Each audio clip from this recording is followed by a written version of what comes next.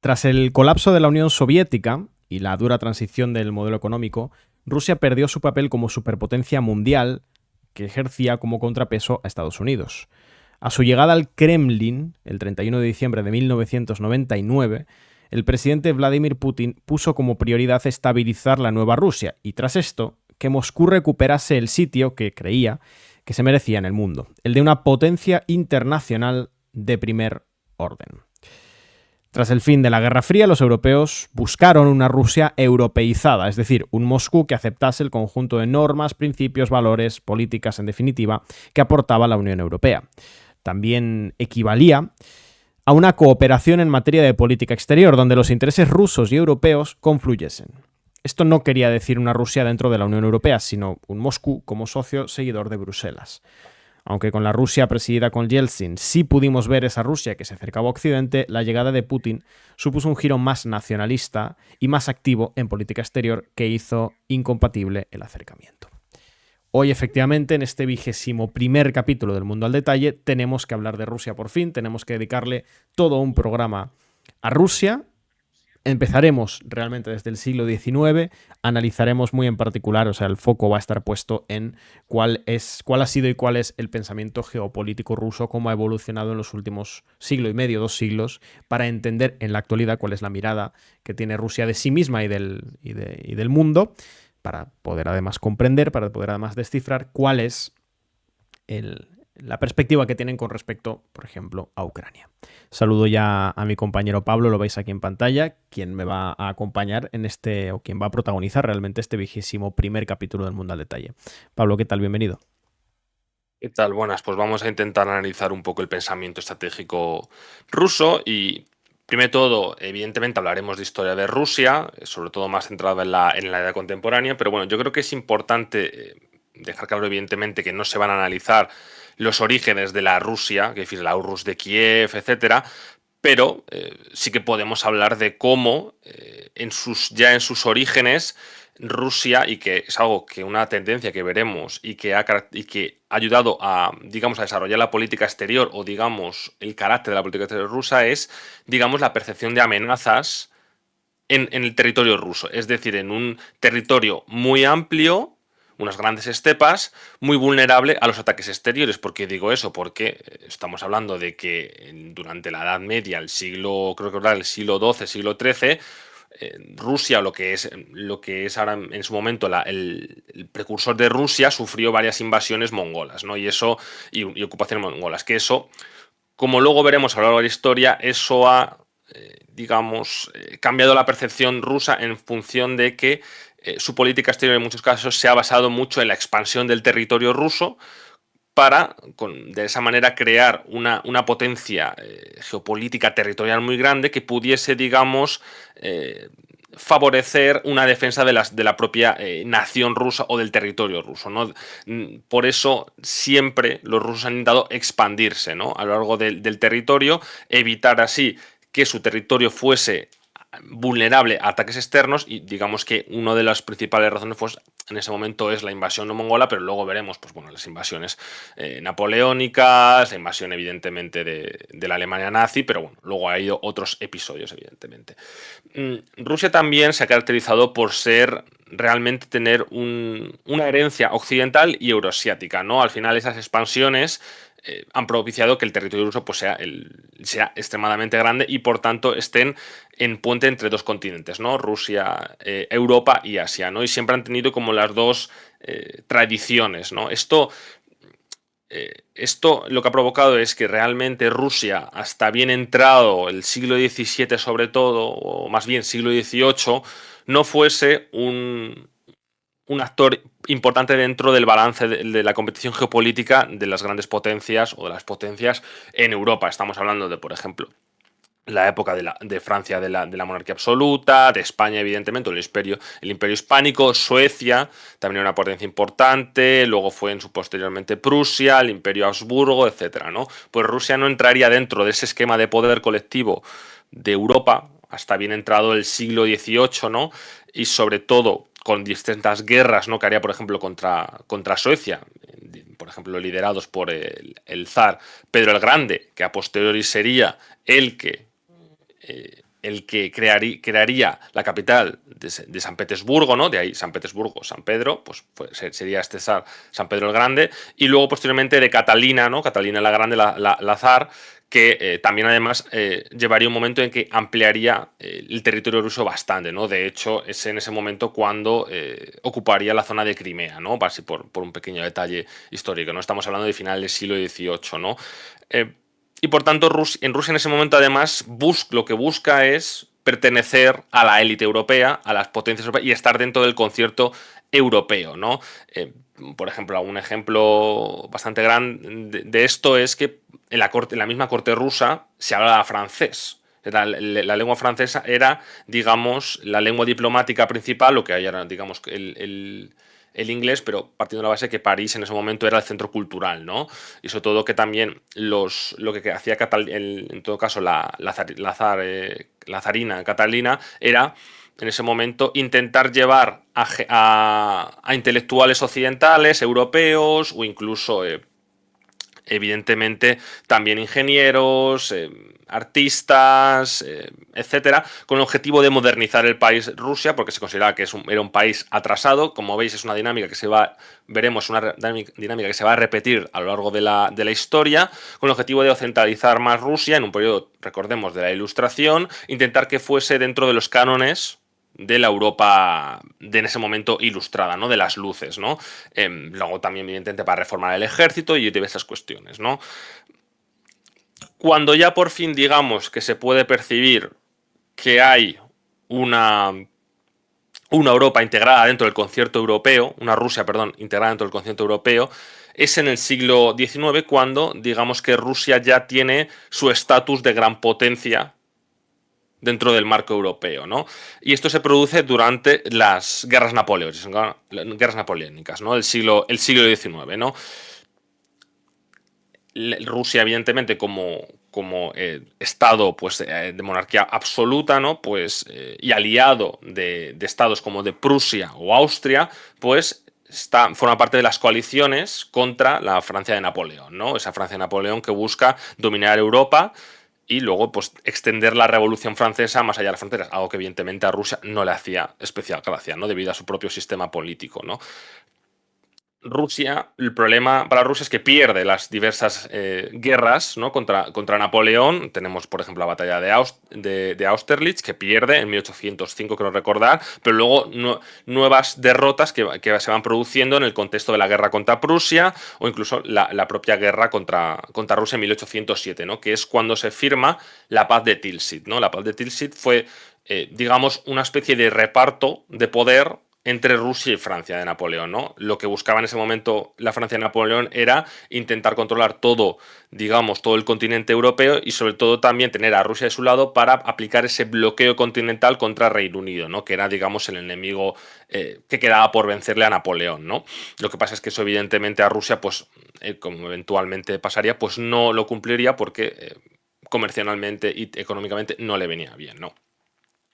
Eso llevaría posteriormente a la invasión napoleónica de la Gran Armée contra Rusia en 1812, que, como ya sabemos todos, pues fracasaría, no solo debido, se dice las fuentes que es debido al general invierno, pero digamos que la cuestión es mucho más amplia, tiene que ver sobre todo porque las líneas de logística en ese momento se alargan un montón, el barro y las enfermedades y el desgaste corre durante meses al ejército napoleónico y además lo que hace la estrategia rusa es una estrategia de tierra quemada que incluso llegan a quemar su propia capital cuando la ocupa Napoleón, ¿no?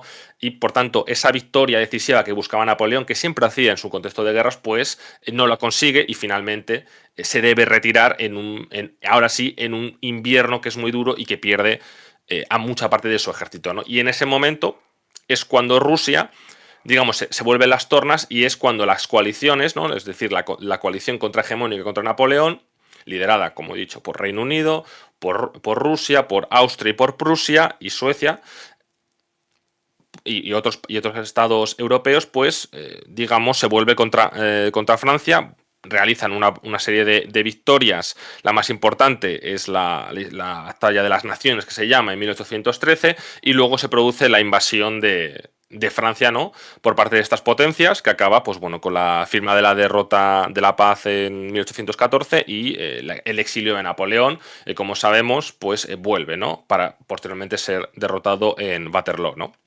En 1815, ¿no? Pero aquí lo importante, ¿no? Que después de esta pequeña lección de historia, era contar un poco cómo Rusia se integra dentro del concierto europeo, dentro del marco del Congreso de Viena, que establecía un equilibrio de poder y un balance de poder entre las diferentes potencias. No estamos en un contexto multipolar en el siglo XIX, es decir, no hay ninguna potencia que sobresalga principalmente por encima de otra, ¿no? Más o menos está todo bastante balanceado, con Reino Unido, además, que el objetivo en ese momento era el equilibrio europeo, y Rusia, evidentemente, también era, sobre todo, sobresalir como la principal potencia del continente europeo, ¿no? Además, una de las principales, digamos, victoriosas del conflicto napoleónico es Rusia, ¿no? Porque, como digo, queda en el primer orden de las potencias europeas, y sobre todo como la gran potencia terrestre en ese momento, ¿no? Algo que luego veremos que se le vuelve en su contra, ¿no?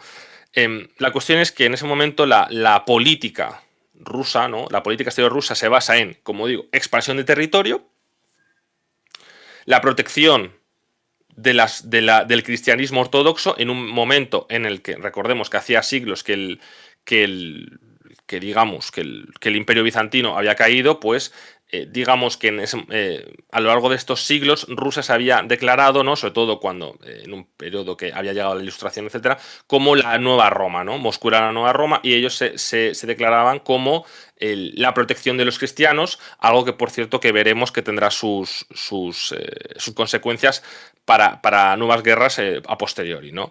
Y luego el otro de los objetivos que tenía Rusia, que es algo que se ha mantenido a lo largo de la historia, es, digamos, el objetivo de buscar aguas calientes. ¿Qué me refiero con eso? Es decir, tener acceso al mar, acceso a un mar caliente, porque como veis los mapas, pues evidentemente Rusia está rodeado del mar Ártico, y evidentemente sobre todo además en ese momento, ¿no? Que no había, digamos, esa capacidad naval como la hay ahora, pues lo que buscaba era evidentemente no ser solamente una potencia territorial, sino también marítima, ¿no? Y fomentar así, de esta manera, las rutas marítimas y tener, digamos, esa capacidad, ¿no? de comercio, ¿no? Como ve, en un periodo además en el que en ese momento pues las potencias principales coloniales eran potencias marítimas, ¿no? Como Reino Unido, Países Bajos y, bueno, y actualmente incluso Estados Unidos, ¿no? Es la principal potencia marítima, ¿no?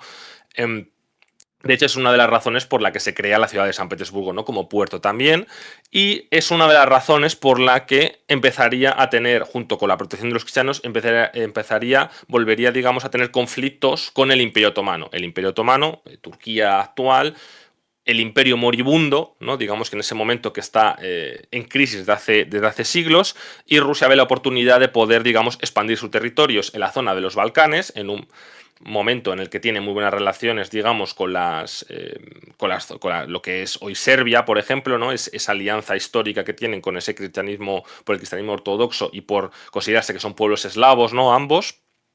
Y luego, evidentemente, por la cuestión de los santos lugares en Jerusalén, ¿no? Ellos, digamos que, como he dicho antes, Rusia se caracteriza por querer ser la protectora de estos santos lugares y por querer ser la protectora de los cristianos en Oriente Próximo, ¿no? La cuestión es, digamos que el tablero de juego está en ese punto, pero bueno, voy a intentar hacer un recap ahora histórico. Durante el siglo XIX, como vemos, hay una paz bastante grande en Europa, no hay guerras entre grandes potencias. De lo que hay es, digamos, las revoluciones, ¿no? Las revoluciones liberales, las revoluciones, no solamente las revoluciones francesas, sino también las de 1830 y 1848, ¿no? De hecho, esta es bastante importante porque Rusia va a la ayuda de Austria en un momento en el que Austria está a punto de colapsar debido a las revoluciones, y así, dato histórico, ahí es cuando comienza lo que viene a ser Austria-Hungría, por la unión de las élites tanto vienesas como de Budapest húngaras, ¿no? Pero Rusia, digamos, establece ese, digamos, actor de equilibrio de fuerzas que había explicado en el Congreso de Viena. Lo que pasa es que llegamos a 1850 y pico, cuando estalla una guerra nuevamente europea entre grandes potencias. En este caso, Rusia contra el Imperio Otomano y contra Francia y Reino Unido. La cuestión es que esta guerra se produce por, como he dicho antes, como el intento de expansión de Rusia de sus dominios y por el intento de controlar también el estrecho de los Dardanelos, ¿no? Esa cuestión de este estrecho que hay, que está controlado por Turquía, ¿no? Por la cuestión de que está Estambul, y que favorecería mucho, digamos, que pudiesen salir de la zona del Mar Negro, ¿no? Los rusos. La cuestión es que ellos ven, las potencias europeas como Reino Unido y Francia, ven que eso desequilibraría el Estado, el equilibrio europeo, y por tanto deciden acudir a la ayuda de Turquía, ¿no? Y ahí tenemos, digamos, una de las cuestiones que se va a producir también a lo largo de los siglos, que es el miedo al expansionismo ruso, ¿no? En Europa. Con el objetivo de balancear, digamos, ese equilibrio, pues se hace una alianza para intentar acabar con ese expansionismo ruso que podría acabar con el Imperio Otomano, y por tanto Rusia se podría proclamar como la principal potencia en Europa, no solamente terrestre, sino también incluso podría tener una presencia marítima mucho más potente, incluso en el Mediterráneo o en otras aguas, ¿no? Finalmente la guerra, digamos, queda en tablas, de hecho, bueno, para quien no sepa, es la guerra de Crimea, y digamos que el equilibrio de fuerzas queda mantenido, y Rusia posteriormente quedaría en un periodo, digamos, de crisis y decadencia o declive, que luego llegaríamos al siglo XX, en donde pues, se producirían esas revoluciones, la de 1905, que serían a la postre, digamos, el precursor de lo que luego llegaría a ser la revolución de octubre, ¿no? De las revoluciones básicamente, donde se convertiría la Unión Soviética. Antes, evidentemente, se producirían otras guerras, pero no tanto en el suelo europeo, sino serían, por ejemplo, que lo habéis comentado, que se ha comentado por el grupo, las guerras contra Japón, ¿no? En ese extremo oriente, pues la ascensión de una nueva potencia en el este, como Japón, pues fomentaría que Rusia también tuviese que girar a su parte asiática. Como veis, Rusia siempre ha sido ese puente entre su parte europea y su parte asiática, ¿no? No sé si quieres Sí, comentar sí, de hecho algo, Edu. Sí, te interrumpía ya porque te iba a preguntar. sí. Entramos entonces en el siglo XX, está ya Sí. la Primera Guerra Mundial. Ujú. Una guerra que, claro, es leída de dos formas muy distintas por Rusia, dependiendo de quién está gobernando en cada momento. La primera parte de la Primera Guerra Mundial, por parte de Rusia, es leída como una disputa en la que los intereses, digamos, existenciales del imperio están en juego y que, por tanto, bueno, pues es una parte protagónica de la misma. Rusia es una parte protagonista en esa Primera Guerra Mundial, pero en medio, proceso político interno, la Revolución Soviética, Mm.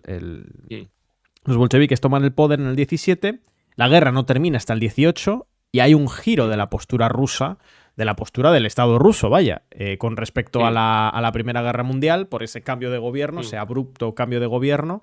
No sé si nos puedes explicar un poco cuál fue durante la Primera Guerra Mundial la mirada que inicialmente tuvo el Estado ruso con respecto al Claro. conflicto y cómo cambia esa perspectiva internacional una vez los bolcheviques toman el poder. Mm. Sí, lamentablemente, como veis, estamos hablando de muchos temas y tenemos hablando de muchos años y siglos, y por eso a lo mejor la lectura que estamos haciendo pues puede parecer superficial, pero aquí lo que estamos analizando son las dinámicas y tendencias, ¿no? Me gusta la pregunta que me haces, porque claro, tenemos que encuadrar nuevamente a Rusia dentro del concierto europeo. Rusia a principios del siglo XX se alía con Francia y con Reino Unido, ¿no? Esa se llama la Triple Entente. ¿Cuál es el objetivo de esa Triple Entente? Pues contener a Alemania. Recordemos que Alemania se había reunificado y para 1870 había ganado no solamente una guerra contra Austria, sino una guerra contra Francia, y bastante decisivamente, ¿no? Y es en ese momento digamos, el principal estado industrial de Europa continental y militarizado, ¿no? Y es la que supone, digamos, el desequilibrio de fuerzas dentro de ese intento de balance dentro de Europa continental, ¿no? Y es por eso que se produce esa alianza entre esas tres grandes potencias, ¿no? Francia, Reino Unido y Rusia. Y ese es el objetivo de Rusia, ¿no? De una manera, no solamente establecer ese equilibrio, sino también con el objetivo de intentar ganar mayor presencia en el este europeo, en un momento en el que lo que viene a ser el Segundo Reich, tiene mucho poder o tiene mucha presencia en lo que hoy es Polonia, ¿no? Porque recordemos que Prusia, o lo que hoy es Polonia, pues antiguamente era parte de lo que es el reino de Prusia, el germen de lo que viene a ser el reino Alemania, ¿no? Y por tanto lo que ellos buscaban era tener más presencia en esa zona. Y esa es la dinámica que estaban impresos, ¿no? Esa dinámica imperialista y de gran potencia de extender siempre la hegemonía, pero siempre buscando un equilibrio de poder, porque a sabiendas de que una Alemania muy fuerte es una amenaza para los intereses geopolíticos de Rusia en ese momento, ¿no? Y de Moscú. Lo que pasa es que las élites rusas no prevén el estado catastrófico en el que se encuentra Rusia económicamente, un país mucho más retrasado industrialmente que otros, y sobre todo donde hay un estado de servidumbre y en los que evidentemente la población está en muy malas condiciones de vida, ¿no? Esto al final, todos estos elementos que habían, digamos, estallado en 1905 después de la derrota contra Japón, estallan en 1917 producto de diversas derrotas militares en el campo de batalla contra el imperio alemán, ¿no? El segundo Reich alemán. Y al final es eso lo que se produce, es simplemente unas élites que no entienden que el país no quiere una guerra por motivos imperialistas, por motivos de mayor hegemonía, porque esos son los motivos, y porque el país lo que está demandando es un cambio en forma de reformas, de ciertas élites liberales, o incluso ya de directamente la revolución en el caso de los bolcheviques y el comunismo, ¿no? Y eso es lo que ocurre. En verdad, lo que ocurre es que Rusia implosiona. Implosiona, y debido a esa implosión es porque ya demandan, y lo que es lo que recoge digamos, las peticiones del pueblo, de la gran parte de las ciudades, por eso es lo que buscan, digamos, hacer una paz con Alemania. De hecho, Alemania, sabiendas de que había esas pulsiones dentro de Rusia muy fuertes a favor de la paz, ¿no? Creo que es la que envía al mismo el líder comunista Lenin, creo que venía desde Suiza, en tren, para que inicie una revolución y Finlandia, de se quite Finlandia de... venía. Finlandia, perdón, muchas gracias. Que venía de Finlandia para que se quitase de en medio a Rusia de la guerra. Y evidentemente eso favorecería a Alemania de cara a que ya no estaría luchando en una guerra de dos frentes, sino se podría, digamos, centrar en el frente occidental, ¿no? Se produce la primera revolución y luego la segunda, y ya se firma ese tratado de paz, que es bastante perjudicial para los intereses geopolíticos rusos, pero bueno, los rusos estaban pensando en otros marcos más allá de la expansión de la gran potencia como Rusia, ¿no? Ahí acaba, pues bueno, básicamente el zarismo y empieza una nueva etapa que es la Unión Soviética, aunque tras un interregno evidentemente de una guerra civil, que de hecho hay una intervención muy clara occidental, porque los occidentales, como luego pasaría, o incluso en la Guerra Fría, ven con peligro, ¿no? Con amenaza el comunismo, ¿no? Que se pueda extender a lo largo de Europa o del mundo y acabe con el sistema capitalista, ¿no? Y de hecho, está la guerra contra los blancos y los rojos, donde se crea el ejército rojo, y de hecho hay una intervención terrestre occidental. O sea, si buscáis la información lo tenéis. De hecho, decenas de miles de soldados después de la Primera Guerra Mundial tuvieron que ir a Rusia a luchar contra el Ejército Rojo. Evidentemente se nos salió bien y finalmente se alzó con la victoria el Ejército Rojo, ¿no? Y ya entramos en otro periodo en el que, pues bueno, pues hay una lucha interna evidentemente y la Unión Soviética no tiene, sobre todo con el liderazgo de Stalin al principio, no tiene esa vocación de expandir tanto el comunismo, por así decirlo, pero evidentemente se recluye más internamente para intentar, digamos, dar ese salto adelante, para intentar ponerse al mismo nivel industrialmente, económicamente, de las demás potencias europeas, ¿no? Digamos que ese es el pensamiento geoestratégico que tiene la Unión Soviética a lo largo de las décadas, hasta, evidentemente, la Segunda Guerra Mundial, que eso cambia luego el paradigma, ¿no? Claro, porque una vez termina la Segunda Guerra Mundial, la Unión Soviética pues está evidentemente en una situación de reconstrucción de guerra, y ahí es cuando Estados Unidos hace el cambio que tanto hemos hablado, ¿no? Y que en realidad el sistema imperialista cambia por completo, porque se pasa de una lógica de disputa interimperialista que había protagonizado tanto la Primera como la Segunda Guerra Mundial y la expansión en las periferias, se pasa a un momento de ese imperialismo colectivo liderado por Estados Unidos. Es decir, las expotencias imperialistas, o buena parte de las expotencias imperialistas, tanto las que habían ganado la Segunda Guerra Mundial como las que no, quedan bajo el paraguas de Estados Unidos y colectivizan sus intereses siempre bajo la jerarquía y el mando de Washington. Pues estamos hablando del Reino Unido, Francia, pero también la propia Alemania, Japón. Todas ellas y nuevos actores que irán emergiendo a lo largo del siglo XX quedan bajo el paraguas de Estados Unidos, y esa disputa, esa etapa de disputa interimperialista deja paso a una etapa de imperialismo colectivizado, como se le ha venido a llamar, cuyo principal foco, con el foco puesto en presionar, en buscar el colapso del principal actor contrahegemónico, que fue la Unión Soviética. Y eso también cambia la mirada, la perspectiva exterior de, bueno, no de Rusia, de la Unión Soviética en ese momento ya. Si quieres, a lo mejor lo que podemos hacer es un poquito contexto pre-Segunda Guerra Mundial para entender, digamos, diversas dinámicas, ¿no?, que surgen, ¿no? El pacto, evidentemente, entre la Alemania nazi y la Unión Soviética, por qué se produce, y luego ya hablar un poco ya de la Guerra Fría, ¿no? Pero bueno, lo que ocurre en ese momento es que evidentemente se producen esas revoluciones industriales, esos planes quinquenales por parte de la Unión Soviética, y efectivamente la Unión Soviética se convierte en unos pocos años de manera sorpresiva en una potencia industrial.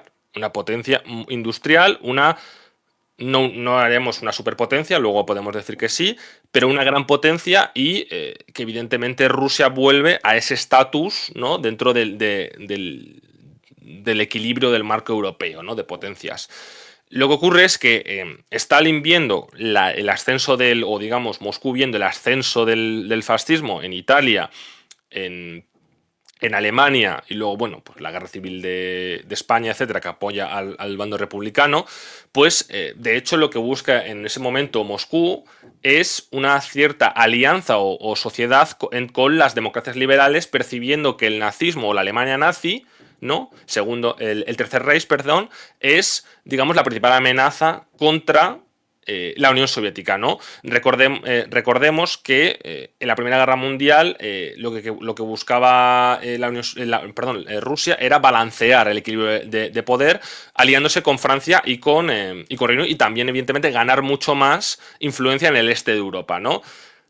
Sabiendo que una Alemania revanchista y con mayor potencialidad de buscar ese espacio vital, ¿no?, que se encontraría en el este, pues supondría el principal desafío para la hegemonía o la influencia de la Unión Soviética en ese este europeo, ¿no? Lo que pasa es que, como ya sabemos, no se produce ese acercamiento entre las democracias liberales y la Unión Soviética, porque las democracias liberales pensaban que la Unión Soviética o el comunismo era la principal amenaza, ¿no?, para sus sistemas, y que de hecho lo que les beneficiaba a ellos era que, por decirlo de una manera un poco superficial, pero que el fascismo y el comunismo se matasen entre ellos, ¿no? Digamos que intentar que eso se matasen entre ellos y nosotros, pues los sistemas capitalistas, nos quedásemos a salvo, democracias liberales, ¿no?, por así decirlo, ¿no? Lo que pasa es que lo que sabemos es que no ocurre, y al final lo que hace es, en un giro sorpresivo, tanto Berlín como Moscú pues firman ese pacto de Ribbentrop-Molotov, con el objetivo, digamos, de crear un espacio de influencia mutuo en el este de Europa, y se produce mediante la invasión de Polonia y cómo se reparte Polonia entre Alemania el imperio, básicamente la Alemania nazi, básicamente, y la Unión Soviética, ¿no? Pero realmente lo que se estaba haciendo era posponer el conflicto que se iba a producir inevitablemente en la mente de, evidentemente, de los jerarcas nazis, que veían como principal objetivo desmantelar a la Unión Soviética, acabar con el comunismo y, sobre todo, acabar con la población eslava para meter ahí, pues bueno, como digo, su espacio vital, y poder, digamos, establecer una expansión de la sociedad alemana o de la población alemana, ¿no? Finalmente, esto se produce, evidentemente, con la Operación Barbaroja en 1941, que, como ya sabemos, pues bueno, pues fracasa esa ofensiva. Y la guerra, pues digamos que entra en un periodo de guerra de desgaste y de lucha entre varios frentes, y Alemania, digamos, se hace frente a varias potencias, las más industriales del mundo, entre Estados Unidos y la Unión Soviética, y pierde, ¿no? Pierde y es derrotada en 1945, y ahí es cuando se establece un nuevo marco, que es el de la Unión Soviética como superpotencia, como además consigue toda la influencia del este de Europa, y se establece ese marco de bipolaridad por la Guerra Fría, entre la lucha entre el comunismo, liderado por la Unión Soviética, y digamos, el capitalismo liderado por Estados Unidos. Aunque dentro de ese comunismo, ese liderazgo de Moscú, hay, digamos, elementos geopolíticos muy importantes como la expansión, evidentemente, de la influencia de rusa o de soviética en el este europeo, ¿no? Ese pacto de Varsovia, esas alianzas y luego, evidentemente, está la cuestión ideológica del comunismo, ¿no? Pero bueno, digamos que el marco nos lo quedamos así, ¿vale? Bien. Llegamos entonces ahora sí a lo que es el conflicto multidimensional realmente entre el bloque liderado por Estados Unidos Sí. y el bloque liderado por la Unión Soviética. Es multidimensional o ¿cuál sería la palabra? No, se me ha ido la Multifocal. palabra. No, iba a decir que no es que sea multidimensional, sino que es que abarca todas las dimensiones realmente. Es decir, es un conflicto económico, es un conflicto político, es un conflicto ideológico, es un conflicto Claro. geopolítico, es un conflicto militar, es un conflicto de narrativas, es un conflicto propagandístico, es un conflicto a todas las escalas posibles. Muere además Stalin poco después del fin de la Segunda Guerra Mundial, si no estoy mal de memoria, en el año 53. No sé si ahora estoy colándome, la verdad, pero bueno. Sí, 53. Yo estoy de acuerdo 53, contigo. ¿no? Vale. Sí. Bueno, muere Stalin. Empiezan una serie, primero con Khrushchev, después con Brezhnev, una serie de cambios internos dentro de la Unión Soviética. Pero bueno, como en este programa, para definir un poco, nos estamos centrando más en la parte internacional. En otro momento, si eso, haremos uno que aborde más los cambios internos de manera más profunda.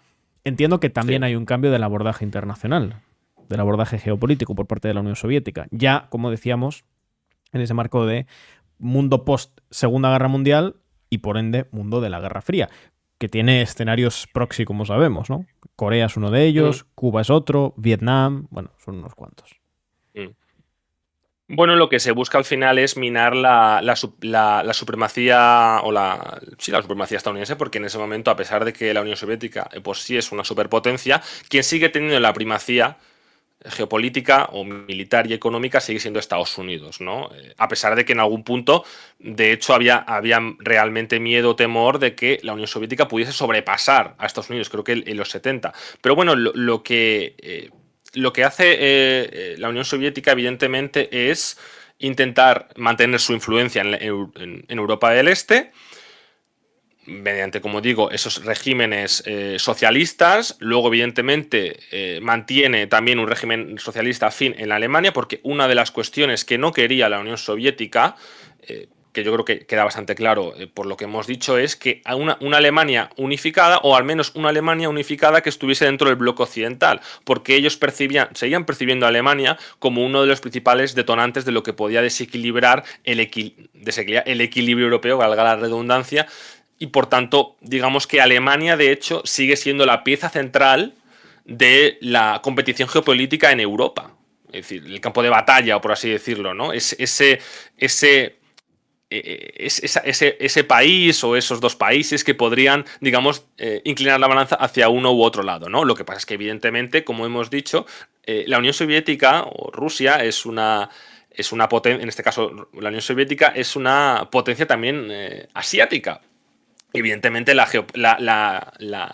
competición geopolítica y la Guerra Fría también llega a Asia, que has comentado antes Corea, evidentemente, aunque es verdad que la Unión Soviética no tiene un papel directo, por así decirlo, no como China, ¿no? En este caso, que ayuda claramente, directamente a la Corea del Norte, pero en ese momento, en principio, pues tanto China, la República Popular China, como Rusia o la Unión Soviética, perdón, tienen, digamos, un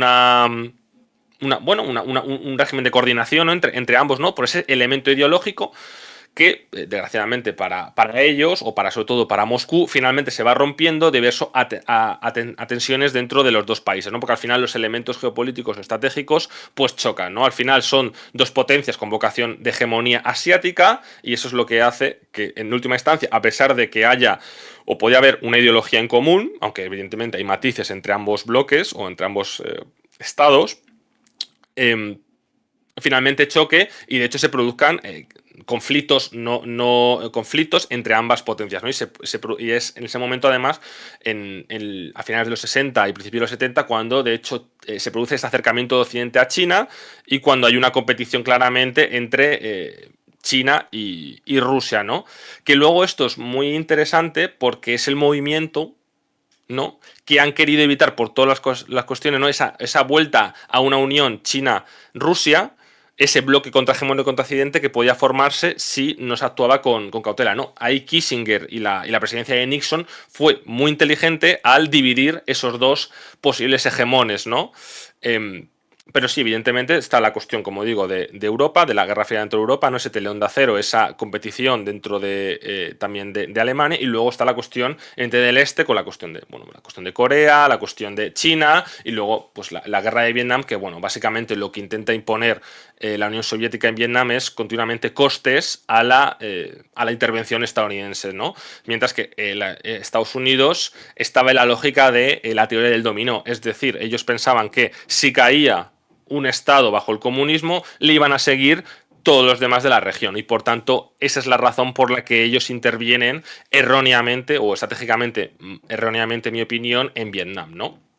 Pero como vemos está esas dos cuestiones, ¿no? Luego, evidentemente, me voy a tener que irme a los 80 ahora para entrar en la guerra de Afganistán.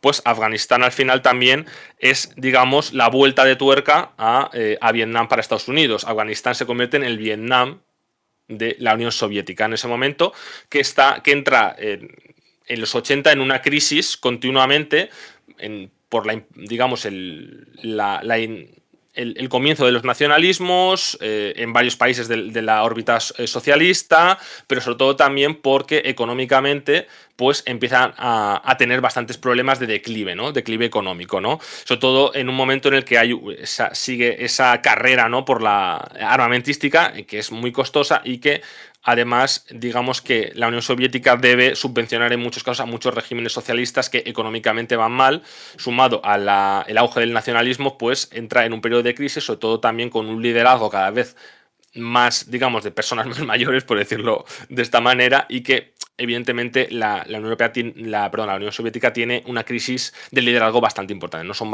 los tres elementos, diría, que yo resaltaría, y que además con la herida abierta de Afganistán pues ahondan en esa crisis soviética, ¿no? Ya entrando entonces en los años 80. Esa Mm, crisis, se habla mucho de lo que fue la invasión de Afganistán, justamente. También mm, otras cuestiones más internas como la de Chequia, bueno, de la República Checa, bueno, Checoslovaquia en realidad, para explicar esa fase de declive de la Unión Soviética. Pero por centrarnos nuevamente en la parte internacional, se entiende o se suele plantear que la carrera militar entre Estados Unidos y la Unión Soviética en cierta medida buscaba, por parte de Washington, el colapso de la Unión Soviética. Buscaba mm. meter a la propia Unión Soviética en una especie de rueda que forzase su propio colapso. No sé si esto fue tanto así, no sé si esa década de los 80, si a lo largo de esa década de los 80 esa necesidad de inversión en las Fuerzas Armadas, de desarrollo tecnológico, la carrera espacial, fue lo que determinó después el colapso del sistema. Mm. Sí, la cuestión, bueno, hay muchas teorías. La cuestión es que, por ejemplo, como he dicho antes, que la Unión Soviética buscaba, digamos, desgastar profundamente a Estados Unidos en Vietnam, ¿no?, ayudando al Vietcong. Lo que ocurre es lo mismo, o la misma tendencia en Afganistán con los estadounidenses, bueno, estadounidenses y también Pakistán, por ejemplo, que es básicamente la creación o la ayuda mediante envíos de suministros militares, entrenamiento e incluso la creación de células de los mujahidines, ¿no? Estos freedom fighters que luchan contra la ocupación soviética o la lucha obrera, y eso evidentemente es una guerra de baja intensidad, porque creo que durante los 8 años que duró la guerra de Afganistán, creo que solamente, ¿me entendéis?, murieron 10.000 soviéticos soldados. Es más bien digamos, una guerra de desgaste que poco a poco va minando la credibilidad de las Fuerzas Armadas rusas, el sistema ruso, perdón, soviético, y que finalmente es digamos que es simplemente otra de las causas que provoca el colapso de la Unión Soviética, que creo que prácticamente nadie aseguraba, ¿no? O que iba a haber, digamos, un colapso tan entero, y que al final llevó a que a la actualidad a la situación de que pues, la Unión Soviética se desintegrase en numerosos países, bueno, Rusia, Ucrania, Bielorrusia, la Asia Central, etcétera, pero que realmente, a pesar de esa desintegración, como hablaremos después, Rusia siempre ha percibido que esa sigue siendo su zona de influencia, ¿no? Lo que pasa es que evidentemente ha estado en disputa debido a que tras la disolución de la desintegración de la Unión Soviética, Rusia perdió mucho poder y entró en una crisis bastante grande, ¿no? Con esas reformas liberales y además un acercamiento del liderazgo ruso, en este caso de Yeltsin, que pues bueno, pues muchos rusos, que luego explicaremos un poquito mejor, muchos rusos lo ven como el periodo de decadencia de Rusia y por tanto la figura de Vladimir Putin ahora se ve como digamos, el líder que volvió a llevar a Rusia a las grandes ligas de las grandes potencias y que volvió a restaurar el honor de Rusia ante Occidente y el mundo, ¿no? Voy a poner a Rusia en el mapa como una de las grandes potencias, ¿no? Pero eso, básicamente porque hubo un periodo amplio, yo diría, incluso del 91 quizás hasta bien entrado los 2000, 2000 y pico, en los que, bueno, pues la calidad de vida de Rusia, las condiciones de vida de Rusia fueron bastante malas, la economía iba muy mal, las infraestructuras iban mal, había muchísima corrupción, estaba pues la cuestión de las mafias rusas, es decir, que había una inestabilidad bastante grande dentro de Rusia, que luego eso propició, por ejemplo, que hubiese pues la guerra de Chechenia, digamos que ahora mismo a lo mejor sería más impensable, ¿no? Que hubiese una guerra de ese tipo dentro del territorio ruso, ¿no? Y digamos también una digamos, crisis bastante grande dentro de las propias fuerzas armadas rusas y, digamos, una pérdida de soberanía y de hegemonía de Rusia que propició, evidentemente, que se aprovechase la Occidente o la OTAN para expandirse más al este, algo que, evidentemente, no le hizo ninguna gracia a Rusia, ¿no? Porque esa zona, como digo, se veía como una influencia suya. Y luego, por ejemplo, pues la guerra de Yugoslavia y otros tipos de intervenciones en donde Rusia iba perdiendo poco a poco su poder o su hegemonía o no podía decir nada ante ese momento unipolar estadounidense y occidental, básicamente que ellos dictaban los términos y Rusia tenía que callar porque no tenía, digamos, la fuerza suficiente como para decir que no. Y es, digamos, que eso se creó también un ambiente revanchista que lo que vemos hoy, ¿no? Digamos que eso es así la big picture, ¿no? de lo que pasó en los 90, ¿no? 2000, ¿no? Un Estados Unidos claramente unipolar, en ese mundo liberal, el auge del mundo, el orden liberal internacional, ¿no? Basado en que el mundo debía ser, ¿no? Tenía que tener la globalización, el libre cambio, el libre comercio, que la democracia liberal era el mejor de los sistemas y que todos los estados debían acatar eso, ¿no? Ese orden liberal, so pena de verse sometidos a un cambio de régimen o a injerencia externa por parte de Estados Unidos, que ellos pensaban que, digamos, tenían esa misión mesiánica de civilización para con el mundo, porque ellos, bueno, en ese contexto ellos pensaban Washington o siguen pensando incluso, que la hegemonía, la primacía estadounidense sin contestación, era bueno para el mundo porque evitaba las guerras entre grandes potencias y era hacia un mundo mucho más próspero. Lo que pasa es que eso, por el camino, creó una serie de potencias revanchistas, entre los que está Rusia, también China, evidentemente, que han ido buscando ganar o volver a ganar influencia o ganar una parte de hegemonía, digamos, dentro de un sistema más multipolar y que ellos perciben que deben estar dentro, que debe también mirar por sus intereses, no solamente los de Occidente, ¿no? Pero digamos que esa es la percepción que hay en Rusia actualmente, producto de ese declive de los años 90, ¿no?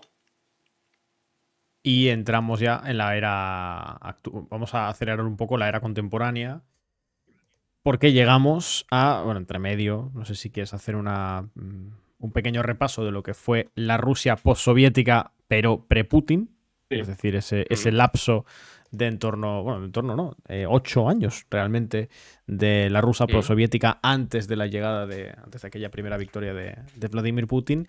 Y si quieres hacer primero un repaso de lo que fue en esos 8 años, después cómo fue la llegada de Putin al poder, cuáles fueron las transformaciones que impulsa y sobre todo, por enfocarnos ya en esta última parte, cuál ha sido el pensamiento geopolítico de la Rusia de Putin. Aprovecho que estamos ya entrando al final para recordaros a todos que que este es un poco el programa podcast de Descifrando la Guerra, que nos podéis leer, por supuesto, en descifrandolaguerra.es, en nuestra página web. Ahí tenéis la práctica totalidad de nuestro contenido, mucho de ello en abierto, y también tenéis ahí, en descifrandolaguerra.es, un lugar donde, en el apartado de suscripciones, podéis aportar económicamente al proyecto de Descifrando la Guerra para que este medio de análisis internacional totalmente independiente pues pueda seguir haciendo su trabajo, y ya de paso vosotros os lleváis unas ventajas, una serie de contenidos exclusivos. También nos podéis ver en Twitch, si estáis viendo esto en YouTube si lo estáis viendo en Twitch, y si estáis viendo en cualquiera de estas dos plataformas, pues ya sabéis que también lo subimos a plataformas de audio.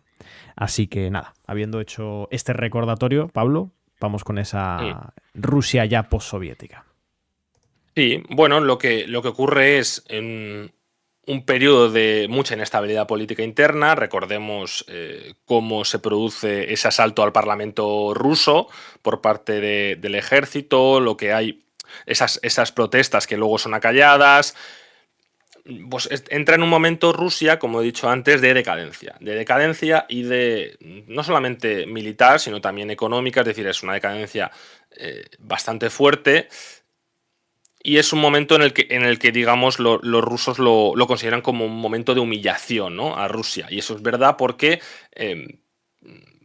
digamos que durante la expansión de la OTAN, por ejemplo, los líderes demócratas, por ejemplo, como Clinton, incluso Biden en su momento, pues digamos que les hacen llegar las preocupaciones rusas de decir, oye, la expansión de la OTAN al este es una línea roja para Rusia y puede provocar además, o no es una línea roja, pero es una cuestión que es vista como una amenaza a la seguridad de Rusia. Recordemos que seguimos en este marco de Rusia como, digamos, con ese miedo, esa seguridad de que pueda ser atacada por algunos otros lados, ¿no?, históricamente como ha ocurrido.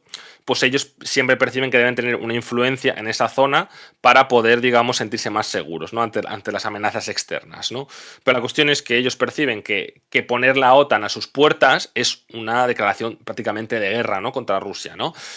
Eso es algo que se les hace llegar a los líderes occidentales, pero los líderes occidentales, digamos, rechazan ese argumento y además dicen, bueno, si no les gusta, que se aguanten, ¿no? Básicamente, y diciendo que van a hacer, van a aliarse con China, con Irán, ¿no? Hay unas declaraciones de Biden del 95 que son bastante declaraciones porque nos muestran de cómo hemos llegado hasta aquí también, ¿no?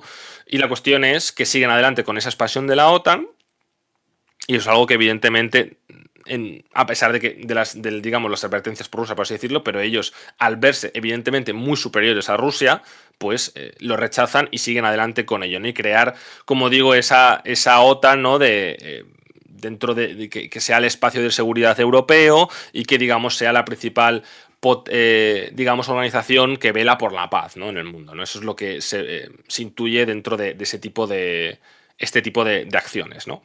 Eh, Evidentemente Rusia no tiene mucho que hacer y tiene que aguantar tanto esa expansión de la OTAN como la guerra en Yugoslavia. Recordemos que Yugoslavia no, pero por ejemplo lo que viene a ser Serbia es, digamos, una zona que ellos consideran que es de zona de influencia rusa por ese componente cristiano ortodoxo y eslavo, y también pues evidentemente los rusos pues tampoco, digamos, pueden hacer frente a la OTAN, aunque hay un momento, recuerdo, creo que no me acuerdo en qué año fue, pero fue en un aeropuerto que hay un momento que hay de tensión entre las fuerzas de la OTAN y Rusia, que finalmente no llega más, pero bueno. Seguidamente tenemos la cuestión de los Chechenia, como digo, esas guerras chechenas, que de hecho en un primer momento Rusia pierde la primera guerra chechena, y que no es hasta posteriormente, con una estrategia bastante brutal, ¿no?, de una estrategia brutal militar, no consiguen, digamos, acabar con esa resistencia chechena, ¿no?, en la región, ¿no? Pero como vemos, son momentos son momentos continuamente que se van de inestabilidad y de pérdida de confianza en las instituciones, en el ejército y en la potencia rusa, ¿no? Que de hecho hacen que Rusia intente alinearse más con Occidente, viendo que, bueno, que a lo mejor que la democracia liberal ha ganado, o digamos que dentro del esquema occidental, que es el único que hay, pues pueden encontrarse más a salvo, o pueden también conseguir su pedazo de tarta del pastel, pero evidentemente no ocurre. De hecho, Occidente niega, incluso después cuando llegue Vladimir Putin en los primeros años, niega, digamos, la inclusión dentro de Rusia en ese esquema occidental hegemónico, ¿no? Ellos lo que buscan de Rusia es, como hemos dicho al principio, un seguidismo, no, digamos, que esté como un rol de gran potencia, ¿no? Lo que provoca, evidentemente, que Vladimir Putin o el liderazgo del Kremlin busque una forma de volver a poner a Rusia dentro de las grandes potencias, aunque sea incluso contrahegemónicamente contra Occidente, ¿no? Y de hecho, es en los primeros años 2000, ¿no? Que es cuando se producen, empiezan a haber los primeros debilitamientos de ese orden unipolar, porque bueno, ocurre el 11, recordemos el 11S, la invasión de Irak, luego la crisis económica, la crisis financiera de 2008, digamos que se produce poco a poco el debilitamiento de ese orden unipolar, estadounidense, que produce una especie de declive relativo de Occidente, pero también relativo en cuanto a que empiezan a ascender otras potencias. China, evidentemente, empieza a ascender, además, gracias a esa globalización, gracias además a ese orden liberal realmente que favorece su ascenso económico, y luego Rusia, evidentemente, que poco a poco va volviendo a ganar terreno dentro del mundo internacional, ¿no? Y de hecho empieza a ser mucho más vocal a la hora de reclamar a Occidente que no siga la lógica del unilateralismo y que deje a Rusia, digamos, su espacio. Lo que pasa es que Occidente evidentemente no está en esa página, y de hecho en 2008, dentro del Congreso de Bucarest, creo recordar, se produce una cuestión que los rusos ven como una línea roja y que ven como incluso una declaración de guerra, en palabras de Angela Merkel entonces, que es básicamente que dicen que la OTAN se puede expandir tanto a Georgia como a Ucrania, ¿no? Y al principio, lo que viene a ser el presidente francés y Nicolas Sarkozy y Angela Merkel, pues se muestran un poco contrarios a esto, porque son conscientes, sobre todo Angela Merkel, que lo dice entonces, que esto puede ser una declaración de guerra para Rusia, ¿no? Verse, digamos, amenazados por esa expansión de la OTAN, y que, digamos, que ya los rusos tengan a la OTAN directamente en las puertas de casa, ¿no? Además de que Ucrania es un país o un país bastante importante para Rusia a nivel geopolítico, geoestratégico, pero también cultural y histórico, ¿no? Rusia en ese momento, pues, evidentemente rechaza esto, y luego lo que pasa es que evidentemente Occidente sigue siendo mucho más poderoso que Rusia, y no tampoco tiene tantos elementos para poder contrarrestar, ¿no? este hecho. Pero lo que ocurre es que empiezan digamos, a Rusia a establecer una política mucho más proactiva en política exterior, ¿no?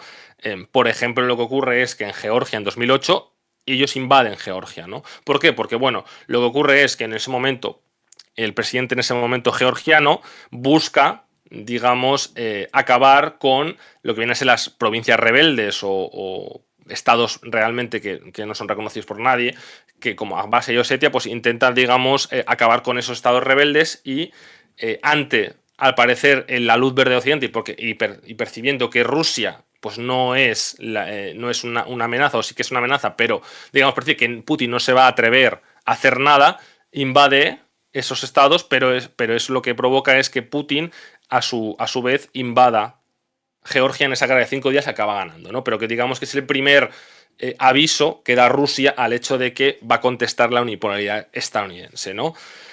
Aunque luego se produce, es verdad, un periodo de más, por así decirlo, menos conflictividad con Occidente por la presidencia de Medvedev, ¿no? Dmitry Medvedev, que se consideraba que era un moderado, ¿no? Dentro del establishment ruso, y busca, digamos, un intento de mayor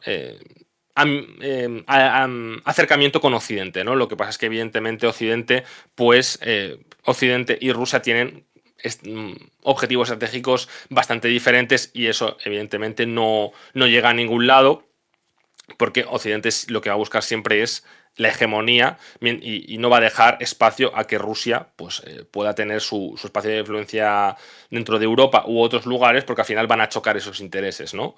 Y eso es, digamos, lo que ocurre hasta que, bueno, llegamos posteriormente a 2014, y comienza, digamos, lo que viene a ser la crisis ucraniana, que llega hasta nuestros días, ¿no? Con esa revolución del Maidán, ¿no? Que echa al presidente por así podríamos decirlo, prorruso, o digamos que no es más cercano a las visiones de Moscú, ¿no? Y se produce ese cambio de régimen, Rusia responde con la anexión de Crimea, se produce la guerra civil del Donbass, que dura hasta 2015, y se producen los acuerdos de Minsk, y digamos que lleva realmente a un conflicto congelado, que estalla finalmente en 2022, cuando, digamos, Rusia percibe que ha llegado el momento de resolver el problema ucraniano, y si es necesario por la fuerza bruta, lo hace por la fuerza bruta ante, digamos, la negación de la OTAN o de Occidente a intentar negociar ese equilibrio de poder, o digamos de dejar a Rusia ese espacio de influencia dentro del este europeo, mediante, pues por ejemplo, digamos que ellos consideran que no respetan a Rusia, ¿no? Que ellos piden, por ejemplo, que se produzca un mayor desarme dentro del este europeo, que se produzca la neutralidad de Ucrania, y como Occidente se niega, pues lanza esa operación militar que nos lleva a la guerra de actualmente, ¿no? Luego, por el camino, Rusia, evidentemente, antes de esta invasión de 2022, ha ido reforzando su poder, tanto económicamente, ¿no? Siendo exportadora de energía y creando esa interdependencia, además, con Europa, que luego usará a su favor, ¿no? Para presionar a Occidente. Luego, además, irá modernizando sus fuerzas armadas. Luego, de hecho, empezaría a tener otras intervenciones militares, aunque no tan fuertes como lo que de evidentemente Ucrania, como por ejemplo su intervención en la guerra siria, que mantendría una base en Tartus, ¿no? En Mediterráneo, ¿no? Un deseo histórico que hemos visto, que es tener una base militar en el Mediterráneo, ¿no? En Siria. Luego también tendría tendría, por ejemplo, aumento su influencia pues en Libia, en conflictos de África, ¿no? Mientras iba reduciendo o ayudando a echar fuera a la influencia occidental en esas zonas, ¿no? Luego también volvería al Cáucaso, ¿no? Intentaría volver a tener influencia en el Cáucaso, en esa guerra entre Nagorno-Karabaj y Azerbaiyán, ¿no? Armenia y Azerbaiyán, ¿no? En 2020. Y luego también, evidentemente, buscaría seguir manteniendo esa influencia en las zonas de Asia Central, por ejemplo, cuando intervino cuando intervino a favor del gobierno de Kazajistán, perdón, en 2022, a principios de 2022, para echar fuera esa revuelta que hubo, ¿no? Por tanto, como digo, Rusia, como he dicho, a pesar de esa disolución de la Unión Soviética, sigue percibiendo todo ese espacio de la Unión Soviética como parte de su esfera de influencia, tanto el Cáucaso como Asia Central, como el este europeo, ¿no? También, por ejemplo, la intervención que hizo a favor de Lukashenko en Bielorrusia, ¿no? En 2020, ¿no? A pesar de que, de hecho, Bielorrusia estaba parecida a Lukashenko, había sido una figura que había virado en algunos casos a Occidente y que buscaba mantener un equilibrio entre Rusia y Occidente. Lo que pasa es que esas revueltas, esas revoluciones fruto de esas elecciones que se acusaron de ser un amaño, pues produjo que Lukashenko tuviera que acudir a Rusia, a Putin, para que le ayudase a mantener su poder, ¿no? Y de hecho consigue de Bielorrusia que vuelva claramente a su lado, al lado de Moscú, ¿no? Pero como vemos, el panorama geopolítico ruso no cambia, a pesar de, o digamos, su intento de seguir ejerciendo esa esa influencia dentro de lo que viene a ser la Unión Soviética, ¿no? Y luego, pues bueno, luego si queremos podemos acabar con un poco con China. No sé si quieres comentar algo al respecto, Edu, y ya podemos acabar, ¿no? Así como un repaso un poco de la historia de Rusia en términos geopolíticos. Yo creo que podemos dejarlo aquí, si te parece, Pablo, para Mm. no tocar demasiados temas. Creo que hemos abordado, no, como siempre, ¿no? En el mundo al detalle siempre terminamos, van 21 capítulos, siempre nos vamos con la sensación de que nos han quedado algunas cosas por tocar, por supuesto, y que algunas otras las hemos analizado de manera demasiado rápida, pero bueno, al final el formato es el que es y es una sensación con la que siempre nos quedamos. Así que nada, os agradecemos a todos los que hayáis venido a ver este capítulo. Agradecerle a Pablo también que se haya pasado por aquí para esta clase, para esta fantástica información y análisis que nos ha brindado. Y nos vemos en el capítulo número 22 del Mundo al Detalle, que a priori pues la semana que viene lo tendremos. Así que nada, gracias a todos y gracias, Pablo, por supuesto. Muchísimas gracias a vosotros.